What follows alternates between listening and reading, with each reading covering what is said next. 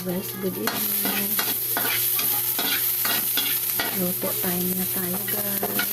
Ayan, oras na para magluto. Ilagay na natin ang ating pork.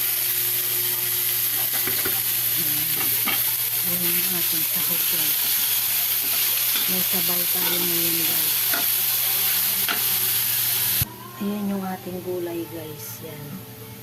Tapos ito yung ating Mickey. Ayan, mamaya ayan na natin. May sabaw tayo. Ayan guys, ilagay natin yung scribbles na yan. Tapos ito. Ayan. Saka yan. Ayan. Ayan guys, papula-pulahin muna natin yung pork.